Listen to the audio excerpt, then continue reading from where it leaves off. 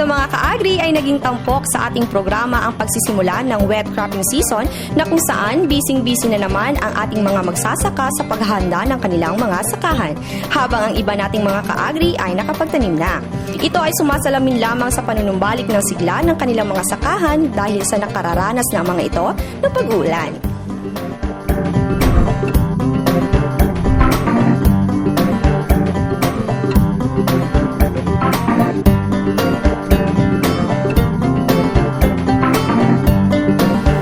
Isang magandang buhay mga ka-agri! Welcome po muli dito sa ating programang Katuwang ng mga magsasaka at mangingisda saan man sa bansa. Isang mapagpalang umaga po sa ating lahat, lalong-lalo na sa ating mga masusugid na taga-subaybay. Praise God na rin dahil nakalalasap na ng pag-ulan ang ating reyon na talagang good timing para sa pagsisimula ng wet cropping season. At hudyat na rin ito, Christian, para mamahagi na ang DARFO 12 ng mga production inputs gaya na lamang ng abono at binhi ng palay sa libu-libo nating magpapalay dito sa Rehiyon 12. At noong May 12 nga ay formal nang inimunsad ng DA12 ang High Yielding Technology Adoption Program o HYTA. And on that particular day nga, Christian, ay nakapag-distribute tayo ng certified at high-yielding palay seeds at abono sa ating farmer beneficiaries ng North Cotabato. And after that day, sunod-sunod na ang withdrawal ng mga naturang production inputs ng ating LGUs upang ipamahagi sa kanilang mga identified farmer growers sa kanilang lugar. Ang pamamahagi ng production inputs, Christian, ay pagpapakita lamang na ginagawa ng DA ang mandato nito na magbigay ng intervention for food production and farmers' profitability. At nais na nating klaruin na hindi kasali sa mandates ng DA ang pamamahagi ng bigas. Inuulit ko po, hindi po kasali sa mandato ng DA ang bigas. I hope we made it loud and clear mga ka-agri. In the meantime, narito po tayo ngayon sa Southern Philippines Grain Center para sa ikalawang bahagi ng HYTA launching para sa Sultan Kudarat Province. Tiyak isang perfect day na naman ang ating pagsasamahan mga ka-agri. Kaya narito na po ang ating isang oras sa programang handog sa inyo ng Department of Agriculture 12 sa pangunguna ni Regional Executive Director Amalia Hayag Datukan. Kaya mula rito sa Tacurong City, Sultan Kudarat, sabay-sabay na nating tuklasin at palaganapin ang ganda at sigla ng agrikultura dito sa mas pinalawak at mas pinasayang Agri tayo, Saksajan!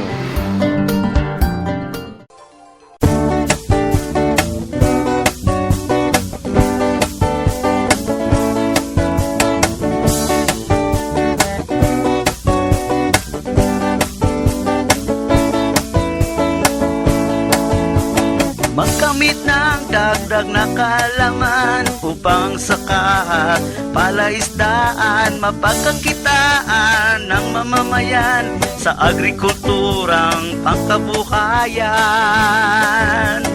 Agri tayo, Sergeant, programang dapat tangkilikin. Agrikultura'y binigyan pansin para sa ating mga mitiin. Ito'y programang pangkabuhayan at dito ika'y tutulungan.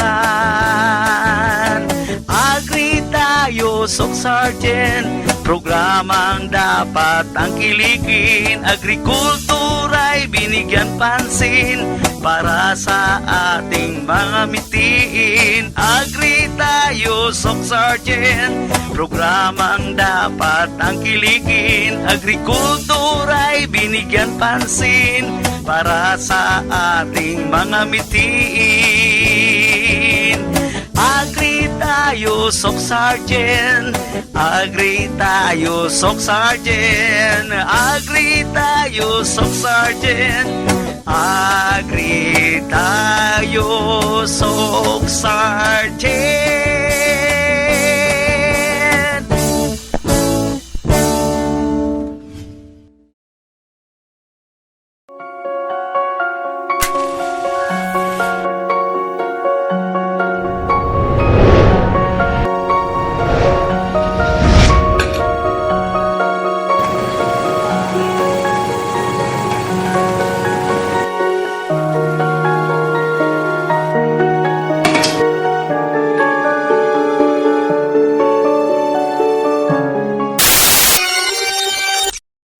Sa isang araw, ang bawat Pilipino ay nagsasayang ng 2 kutsarang kanin.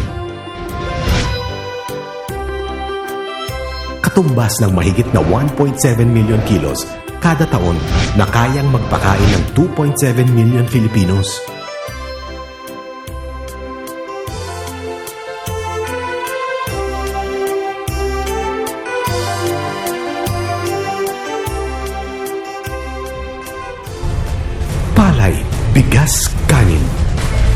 huwag sayangin. Ang mensaheng ito ay hatid sa inyo ng Department of Agriculture. Anong baon mo? Meron akong cookies, juice, at chips. Ikaw? Meron akong apple, biscuit, water, at puting mais. Puting mais? Bakit meron ka ba? Sabi kasi ni Mommy, ang puting mais ay sagana sa nutrisyon. At nagbibigay sa akin ng energy. Pagod na ako. Buti ka pa, mabilis ka tumakbo at di ka mabilis mapagod. Kaya nga lagi akong kumakain ng puting mais para iwas sakit at pure energy para sa batang maliliit. Ito, kain ka din.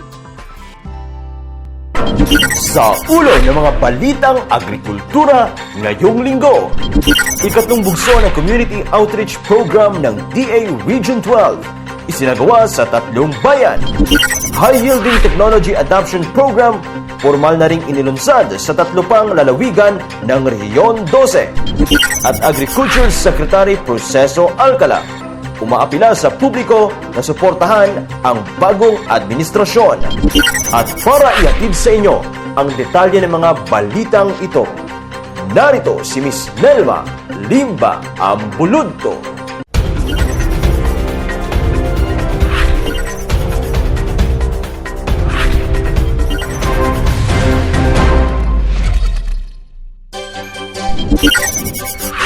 Narito na ang detalye ng ating mga balita ngayong linggo.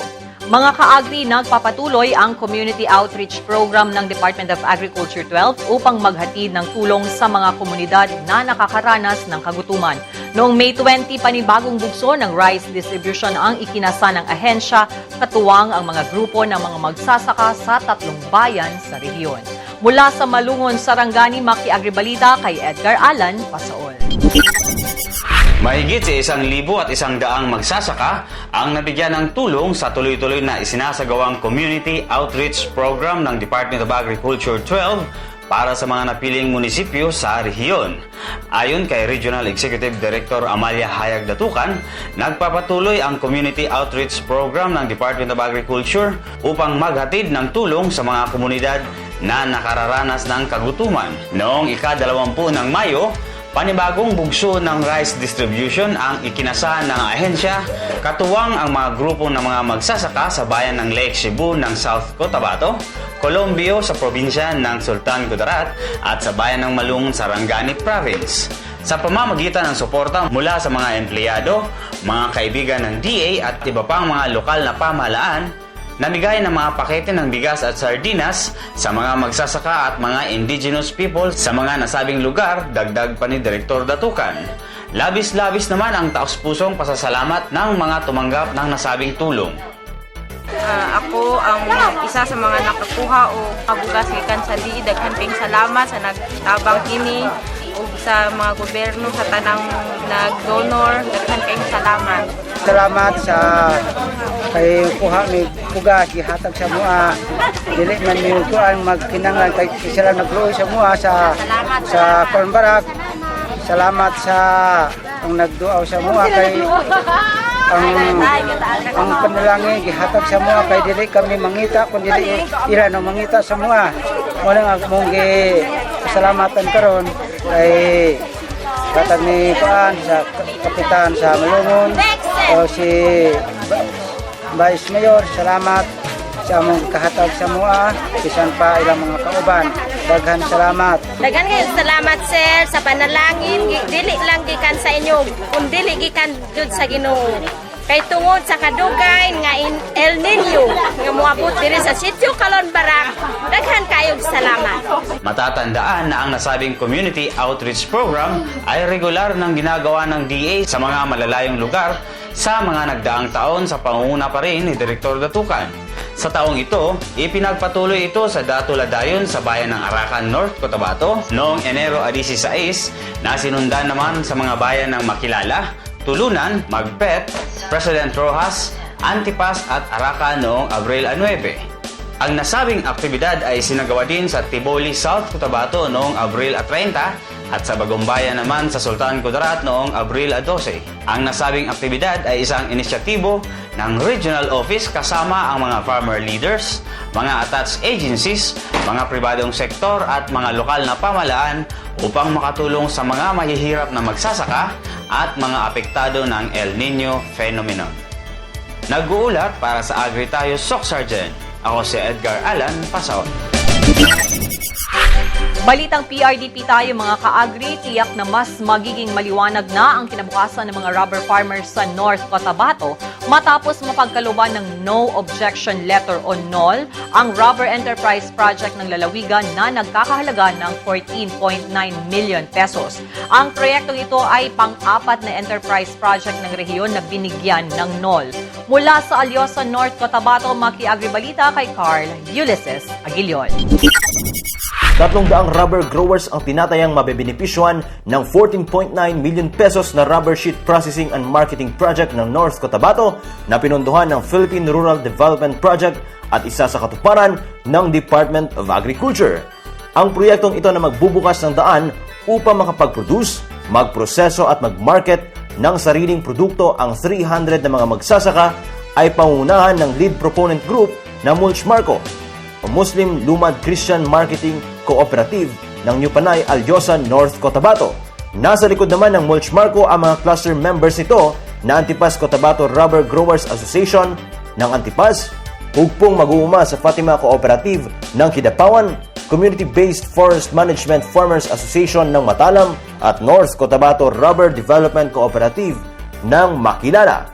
Kung noon ay nakadepende lamang ang kanilang kita sa produksyon ng kaplamp, sa full-blown implementation ng proyekto ay makikita ang pagtaas ng kanilang monthly income sa produksyon ng ribbed smoke sheet o RSS na maghahatid sa kanila ng 27% increase sa kanilang kita habang 64% increase naman ang malalasap ng nasabing rubber growers para sa produksyon ng air-dried sheet o ADS.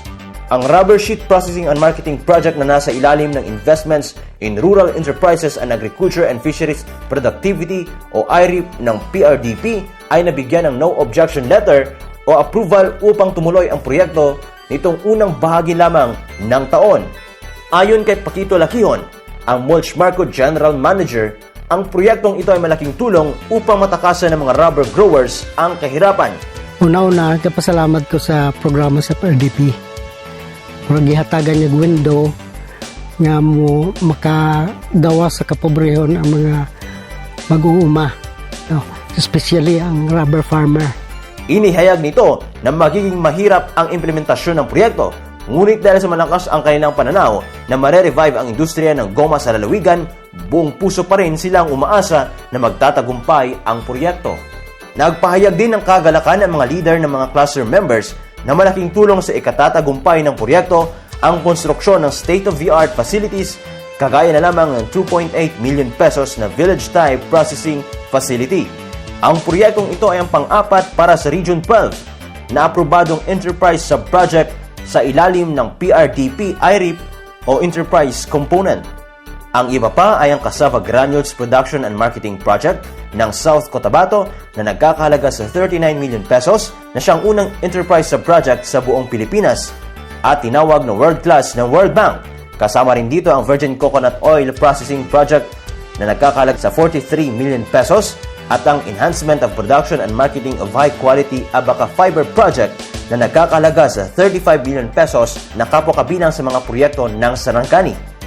Dahil dito ang Region 12 at DA Regional Field Office 12 ang tanging rehiyon lamang na nakakuha ng 4 No Objection Letters o 4 na project approval na nagkakahalaga sa 133 million pesos. Nag-uulat para sa Agri Tayo Soc Sergeant. Ako si Carl Ulysses Aguilion. At yan ang unang yugto ng ating mga balita. Susunod. High-Yielding Technology Adoption Program, formal na ring inilunsad sa 3 pang lalawigan ng Rehiyon 12. Video documentation ng mga pambato ng Rehiyon 12 sa Gawad Saka Search 2016, umaarangkada na.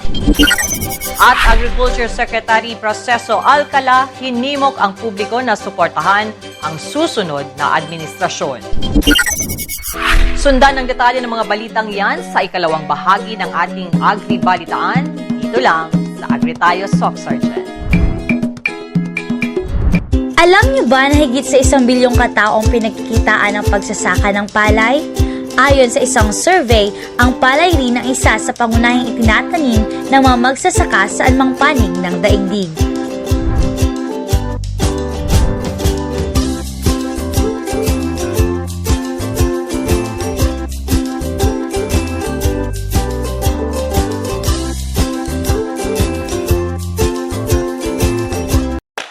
Masarap kumain, lalo na pag may kanin. Pero ngayon, di lang bigas ang isinasaing. Ano pong gagawin niyo? Magsasaing ng... Rice? No, corn grits. Ano po? Halika, I'll teach you.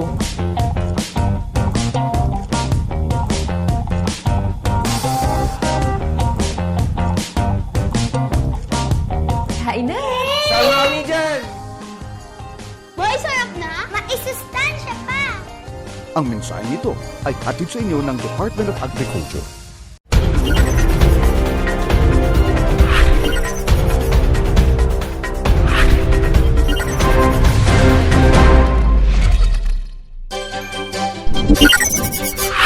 Sa pagpapatuloy ng ating mga balita, nagsisimula na ring i-withdraw ng mga magsasaka at lokal na pamalaan ang kani-kanilang alokasyon sa certified palay seeds at fertilizers mula sa High Yielding Technology Adoption Program ng DA.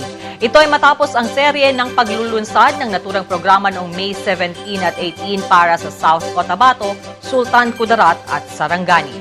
Mula sa Tupi, South Cotabato, makiagribalita kay Chad Munier. Nagsimula na ang namahagi ng Production Support Assistance ang Department of Agriculture 12 na kinabibilangan ng mga binhi ng palay na may kasamang abono sa libu-libong magsasaka sa Rion 12. Ang naturang production inputs ay sa ilalim ng programang High Yielding Technology Adaptation o HYTA ng Department of Agriculture na unang inilunsad sa Kidapawan City kasama ang higit sa 400 magsasaka ng lalawigan ng North Cotabato. Isinagawa rin ang kaparehong launching sa 3 pang lalawigan noong May 17 and 18 at ang launching program sa Sultan Kudarat ay sinagawa sa Southern Philippine Grain Center, Tacloban City. Para naman sa South Cotabato at Sarangani, isinagawa ito sa Tupi Research and Experiment Station sa Tupi, South Cotabato na dinaluhan din ng daan-daang magsasaka. Sa naturang launching program, sinabi ni Regional Executive Director Amalia Hayag Datukan na matagal nang nakapaghanda ang DA ng mga intervention para sa mga magsasakang apektado ng El Nino. Dagdag pa ng direktor na naging hudyat din ang distribution ng mga inputs ang pag-ulan sa riyon na kung saan handang-handa na ang mga magsasaka na magtanim. Tapos ng El Nino, adi nila walay assistance ang DA sa El Nino. Naabila? No? We provided some alternative production areas. Kaya katong mga naa sa gilid sa Bank of Rivers, sa Ligwasan Mars, mga ang alternative production areas na natagtag 62. And yun, municipal agriculturist, ang mga nagpahatag sa atuaog of areas and name of farmers. No?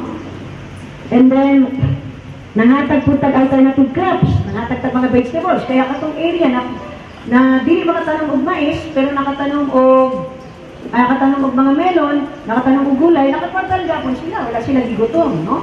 It's just a matter of sipag at tiyaga. Okay? And then, natay cloud seeding. Tinatayang nasa 52,534 bags ng high-yielding at certified rice seeds ang may kasamang abono ang tatanggapin ng magpapalay ng Sock Sergeant. Batay sa listahan ng Cereals Development Unit ng DA12, ang North Cotabato ay mayroong 26,014 bags, Sultan Kudarat 19,164 bags, South Cotabato 5,635 bags at habang ang Sarangani ay tatanggap ng 1,721 bags. Bukod sa palay seeds, mayroon ding pamimigay na corn seeds at abono ang DA12 sa mga corn farmers. Sa kabuuan, nasa 73,000 bags ng palay at mais na may kasamang abono ang sinimulan ng ipamahagi ng ahensya. As of May 20, higit sa 4,000 sako namang certified palay seeds at fertilizer ang na-withdraw ng iba't ibang farmer groups at local government units. Sa kasalukuyan, ay nagpapatuloy ang withdrawal ng production inputs ng iba pang mga grupo ng mga magsasaka at lokal na pamahalaan. Ang pondo na ginagamit sa procurement ng production inputs ay nagmula sa regular program funds, quick response funds mula sa DA Central Office at Regional Office at ang 2015 continuing funds. Nag-uulat para sa AgriTayo Soxargen, ako po si Chat Nunez. Sa iba pang balita, umaapela si Agriculture Secretary Proceso Alcala sa publiko, lalo na sa mga magsasaka at mangingisda na suportahan ang bagong administrasyon, particular na ang bagong Agriculture Secretary na nagmula pa naman sa Soxargen Region. Ito ang naging pangunahing laman ng kanyang mga kasagutan sa mga tanong sa kanya sa isang media conference sa Coronadal City noong May 23. Maki-agribalita kay Lito Mariano Salvo. Hinimok ni Agriculture Secretary Proceso Alcala ang publiko, lalong-lalo na ang mga magsasaka at mangingisda na buong puso rin nilang suportahan ng bagong administrasyon, partikular na ang uupong bagong DA Secretary.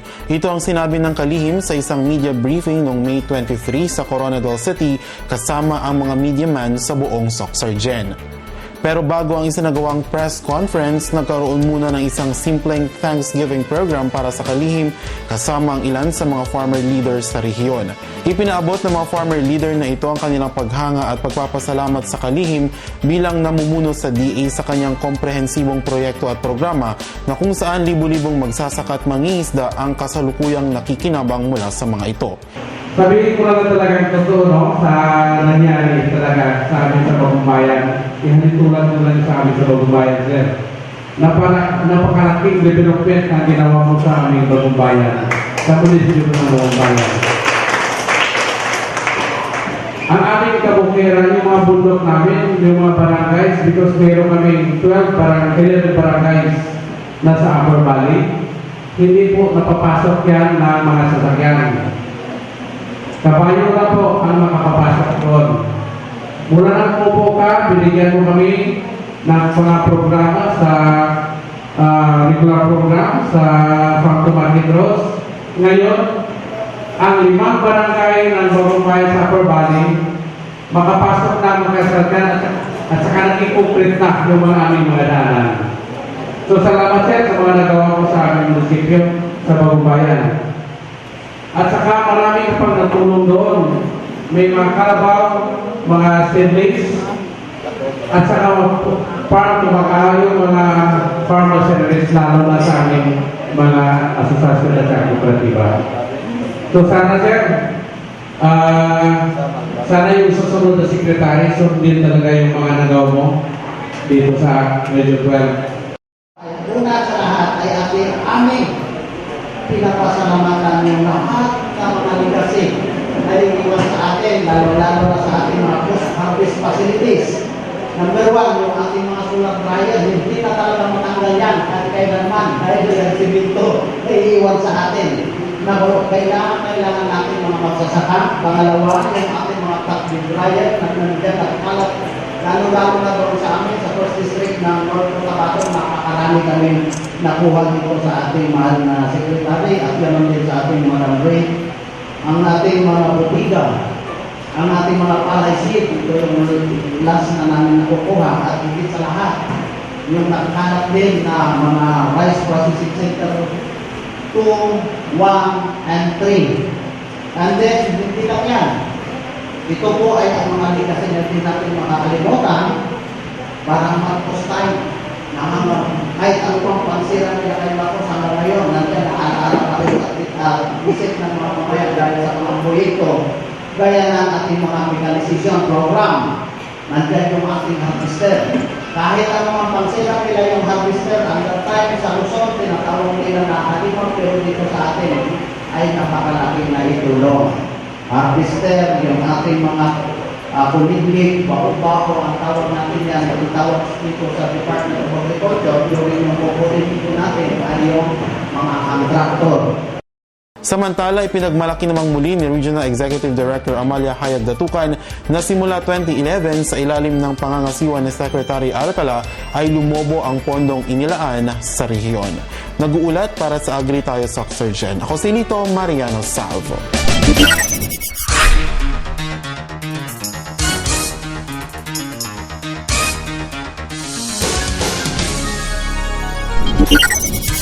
Nagpapatuloy ang video documentation ng Department of Agriculture 12 sa mga viable at potential entries ng rehiyon para sa taunang Gawad Saka Search. Ito ay pinangunahan ng Regional Agriculture and Fisheries Information Section katuwang ang mga technical committee ng iba't ibang kategorya.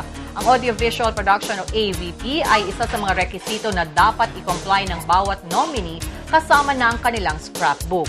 Higit sa 10 kategorya ang nakatakdang sasalihan ng rehiyon sa National Tilt na kung saan nakaschedule ang deadline ng submission ng mga ito sa Maynila sa June 2. Naging masaya, madamdamin at punong-puno ng sorpresa ang pagdiriwang ng ika-58 kaarawan ni DA12 Regional Executive Director Amalia Hayag Datukan noong May 23. Naghanda ng kanilang special presentation ng bawat division upang gawing mas makulay at mas masaya ang pagdiriwang. Mas naging special pang selebrasyon dahil sa presensya ni Agriculture Secretary Proceso Alcala na kinantahan pa ng self-composed birthday song si Director Bean. Nakisaya rin ang mga miyembro ng Regional Management Committee at ilang matataas na opisyal sa rehiyon at syempre present ang mga empleyado ng DARFO 12. At para sa ating balitang pambansa, humihiling ang Department of Agriculture ng karagdagang 1.3 billion pesos mula sa Department of Budget and Management at National Disaster Risk Reduction Management Council. Gagamitin ang nasabing karagdagang pondo para mabawasan ang mapanirang epekto ng El Nino sa agrikultura ayon kay DA Undersecretary for Operations Emerson Palad. Ang nasabing supplemental budget aniya ay gagamitin hindi lamang para suportahan ang kabuhayan ng mga magsasakang apektado ng tagtuyot, gagamitin rin ang pondo para sa paghahanda sa nakaambang na La Nina na karaniwang nangyayari pagkatapos ng El Nino. Umaapela na sa Malacanang ang DA para sa kabuang 769 na milyong piso para sa mitigasyon sa tagtuyot at paghahanda sa La Nina.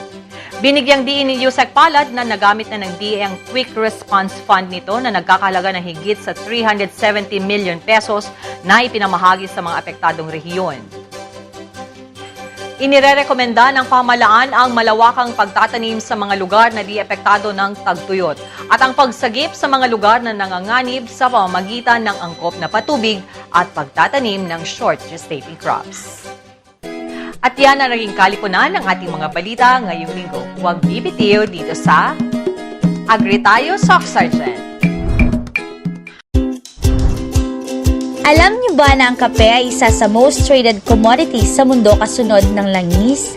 Tinatayang nasa 400 million cups ng kape ang nakokonsume ng coffee drinkers sa mundo sa loob lamang ng isang araw.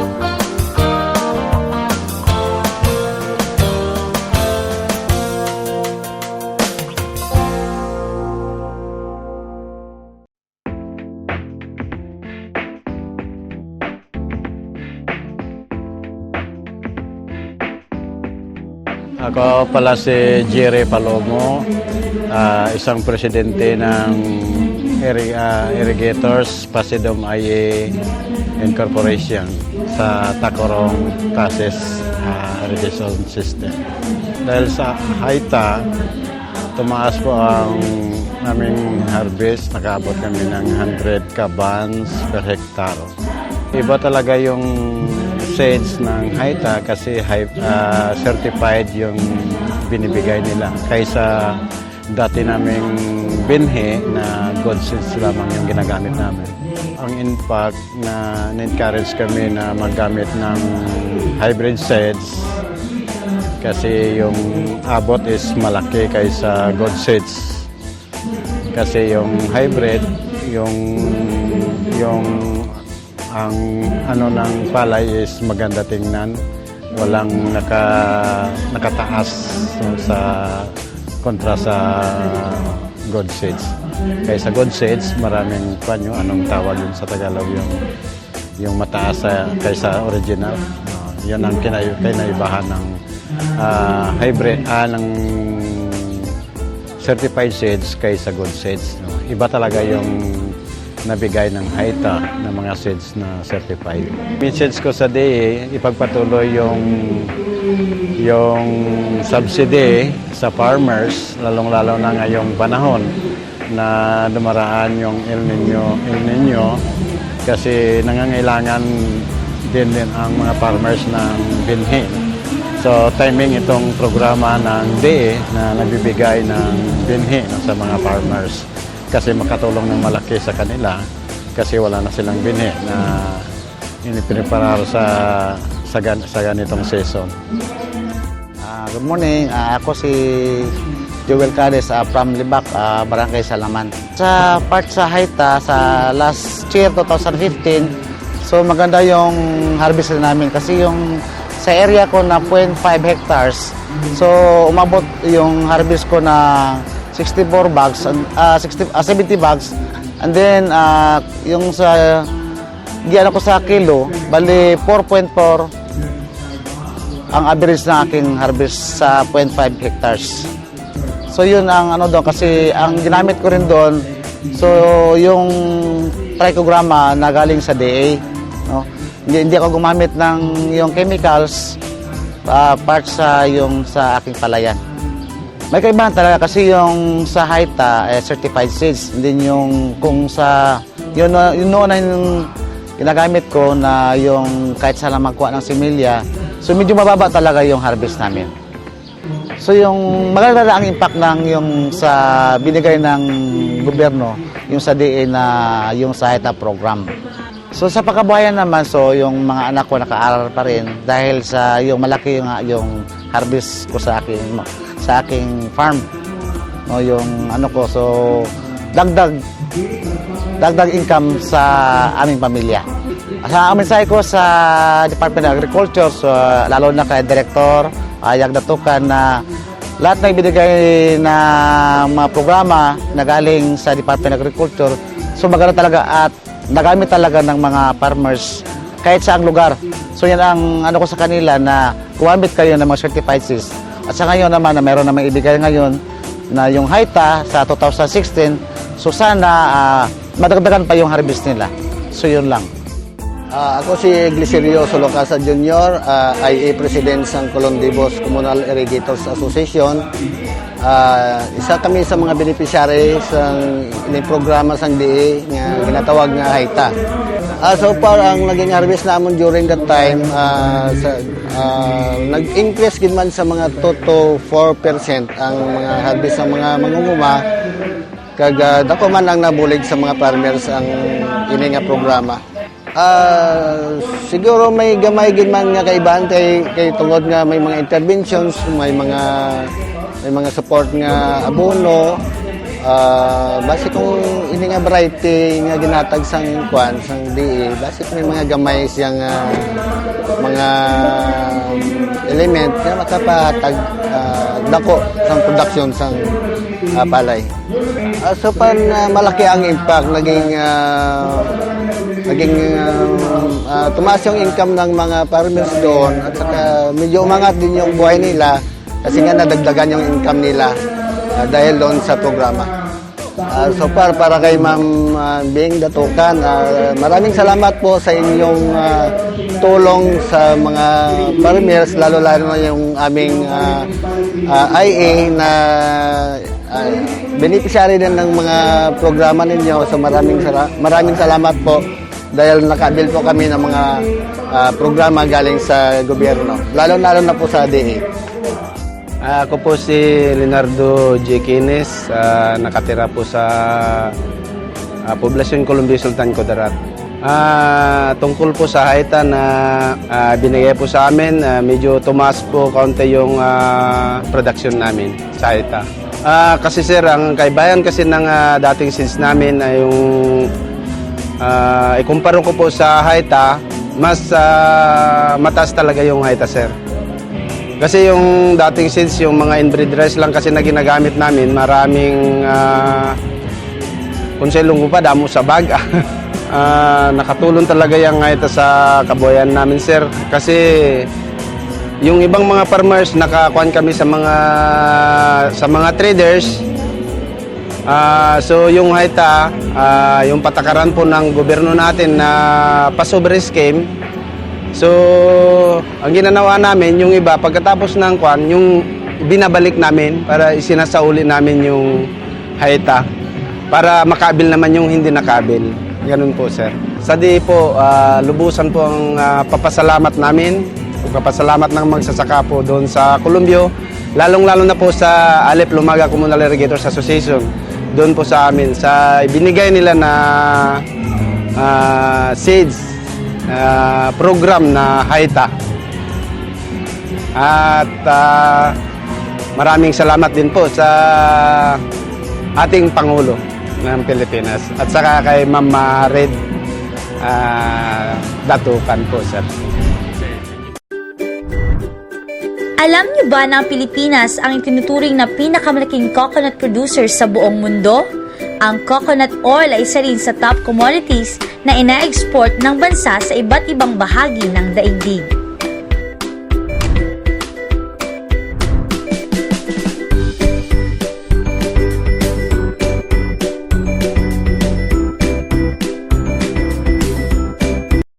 The value of soil. Soil is wonderful. Well, of course, we live on it. And if it is fertile, it can produce marvelous things. Fertile soil puts food on our plate. But the number of plates is growing, and more meat ends up on these plates. And part of what we previously put on our plates, we now put into our petrol tanks. This again requires more fertile soil. Productive land is becoming scarce. In 1960, there was still almost half a hectare of farmland for every person on Earth. In 2020, there will be only around a third of that left. Consequently, even unsuitable land is being turned into farmland. No wonder land grabbing is on the rise. Fertile soil is precious, but instead of looking after it, we try to extract the maximum yield from it. But overusing land or cultivating unsuitable land leads to soil degradation. We need healthy soil to produce crops and timber and store and purify water. Soil provides us and our environment with important ecosystem services. Degraded soil makes us vulnerable. Unsustainable land management is sometimes the result of ignorance, and it sometimes results from poverty, where land users have no other choice. Land degradation is driven by things like cutting down forests, overgrazing, monoculture, salination, overuse of fertilizers and chemicals, or farming on sloping ground leading to soil erosion. Not to forget climate change, which alters the drought and rain patterns. But not only does climate change contribute to soil degradation also worsens climate change because degraded soil can store less carbon. But why does all of this matter so much? Well, because it takes 2,000 years to generate about 10 centimeters of topsoil. That is a long time. Soil is a practically non-renewable resource whose overexploitation is costing us dearly.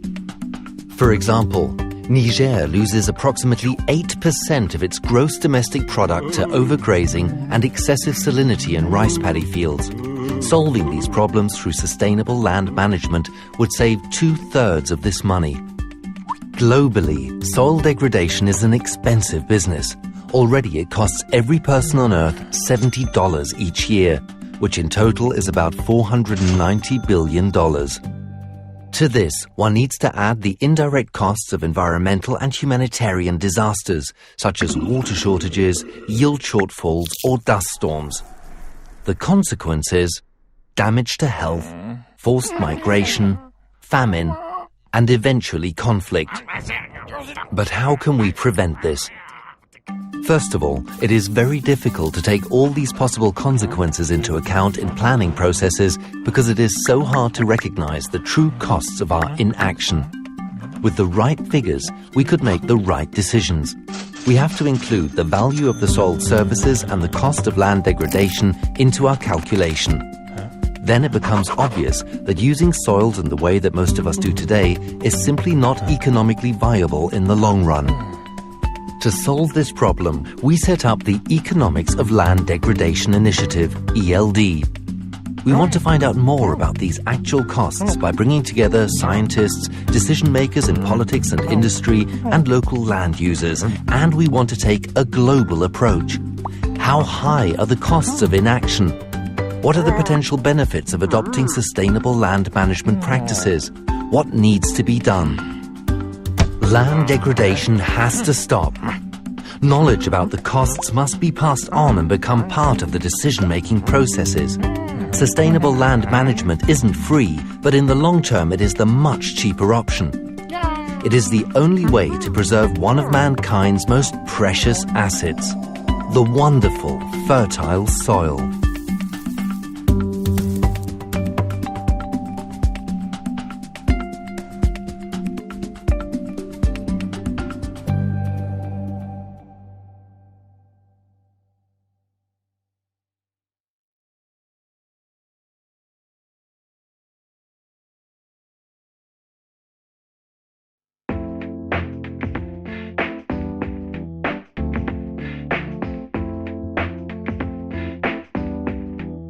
Good morning po, ako po ay si Winnie Pagdato ng Barangay Lanchita.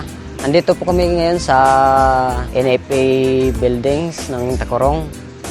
Natanggap namin nung nagbinhi at saka abono na binigay ng DA. Maganda yung performance ng binhi na binigay nila at saka maganda yung ani namin ngayon. Sa wheat season, na hindi pa namin nagamit yung binhi na binigay ng DA. Naka-harvest kami ng 75 per hectares. Pero ngayon na gumamit kami ng 222, yung binigay ng DA, mas lumago yung ani namin. Na naka-ani kami ng 86 plus na na kaban ng palay. At saka yung abono na binigay, maganda rin yung performance niya kasi mas marami yung gipi ng ng palay. Saka maganda yung paglaki ng palay. Ang masabi ko po sa DA ngayon, talaga po silang maasahan sa ganitong panahon kasi yung mga magsasaka kung minsan wala silang makuhanan ng mga binhi na gagamitin nila sa kanilang sakahan. Malaki talaga yung tulong ng DA na sa ganitong paraan sila nag-contribute ng binhi at saka fertilizers sa mga magsasaka. Sa tanan yung buntag. Ako si Olimpio Katadman, usa ka presidente sa Bansada Suiza sa Barangay Poblasyon, Bagong Bayan, Sultan Kudarat. Usapog ko sa beneficiary sa Haita nga gihatag sa atong gobyerno. Ang ako maisulti parte sa mga binhi ug abono nga gihatag sa atong gobyerno. Maayo man dakog tabang ini sa amon nga mga pigado nga mag-uuma. labi na sa akong membro sa association, nakon sa diin, wala ni kakuha ang mga binhi.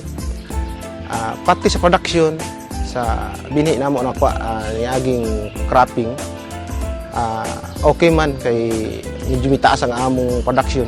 Before, sa wala pa mi kay gwapo ang ilang mga binhi gihatag, ang ilang mga quality, walay sabag, walay clean kayo. So ang production taas kay usa sa mga bumubo sa production sa binhi kung kini na mga sabag ug dili clean. So sa gihatag sa atong gobyerno na piniagi sa Department of Agriculture nga mga binhi, okay, clean kayo, walay mga sabag, pure kay certified seeds man ang gihatag. Parte sa mga abono, gahi tinuod ang uban no bato pero okay man ang kwan, ang iyang kwan kay urea man to 4600. Okay man ang iyang epekto sa tanom. Kay medyo ang iyang mga gipi kusog gid siya mo lang kwan. Mayo siyang epekto sa tanom. So dako gid akong pasalamat sa atong gobyerno nga niya ang programa sa Hayta kay dako ini katabang sa among mga mag-uuma. Siguro, hinaot nga kining programa sa atong gobyerno magtuloy-tuloy ni siya. Dili lang hantod karon kundi hantod pa sa umabot panahon. Continuous ang programa sa gobyerno bisan pa man og lahi ng atong administrasyon. Hinaot pa nga kining magpadayon para sa ikalambo sa mga mag-uuma sa Pilipinas. Ako po si Arturo Claor ng Malimod KIA, sakop ng Lambayong irrigation system.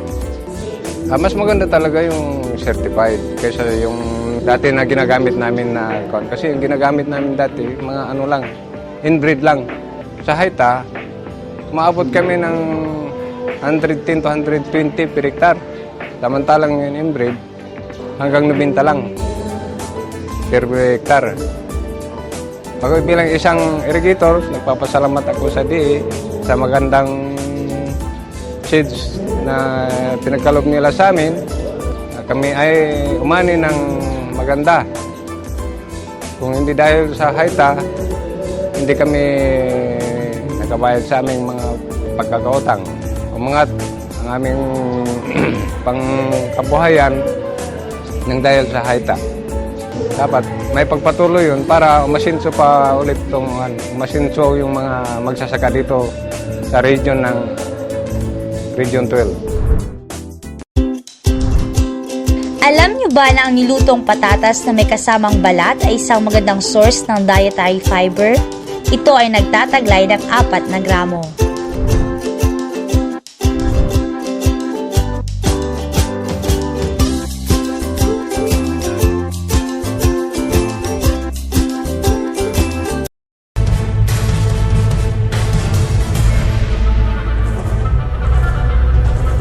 Palay,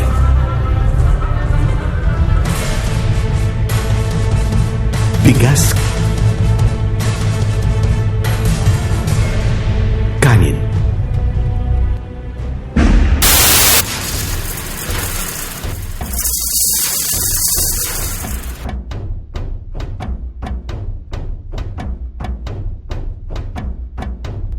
Isla ko hugasan ko ang bugas.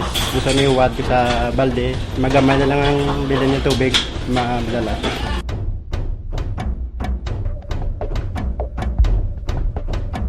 Tiyan bes manada kanan eltan sayang kay takema di takedalang tustus.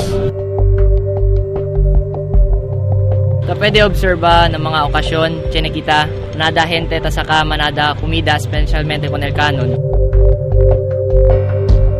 Aton nga panguwa kag busog na kitabi mga bay ano naton takaw-takaw na kami sa mata pero ang amon na appetite full na wala ginaubos tapos ginahaboy lang dayon. In magbayo di ta masiguro in way roon maasag sa ang kanda suway amin biyak sa natud in magbabayo.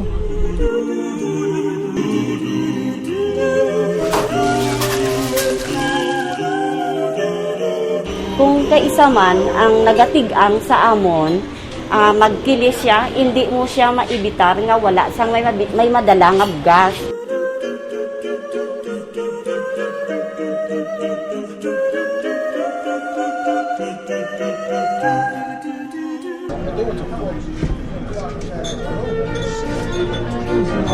Palay, bigas, kanin. Huwag sayangin. Ang mensaheng ito ay hatid sa inyo ng Department of Agriculture.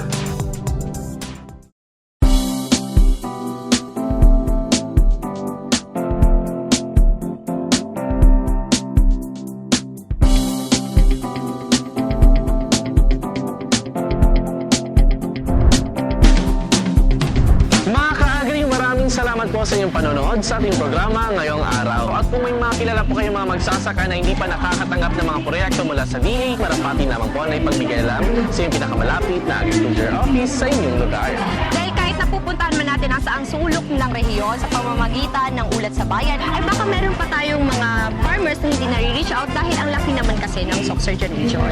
At kung may mga concerns at katanungan po kayo sa proyekto at programa ng DA, lumapit lamang po sa inyong mga agricultural extension workers o di kayo sumangguni sa aming opisina upang tamang impormasyon po ang inyong makukuha. Muli para po sa ating mga magsasaka, huwag po kayo mag-aatubiling lumapit sa DA dahil hindi po kayo papababayaan ng DA. Kung nais nyo pong balikan ang ating episode today at ang iba pa nating episodes, please visit our social media accounts.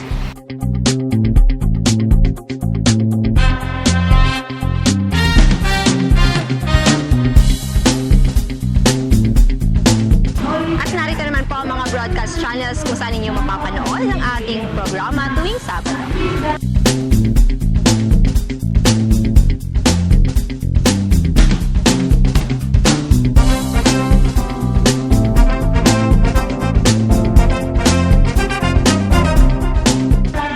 At narito naman po ang mga istoryang dapat ninyong abangan sa ating episode next week. Sa susunod na Sabado mga ka-agri ay antabayanan ninyo ang ating Agri Adventure sa Tiboli South, Cotabato kung saan babalikan natin ang mga malalaking proyektong ipinatupad at ipinatutupad ng DA sa naturang bayan. Don't miss that out mga ka-agri! Sana sa susunod na Sabado ay samahan niyo pa rin kami sa tuloy-tuloy nating pagtuklas at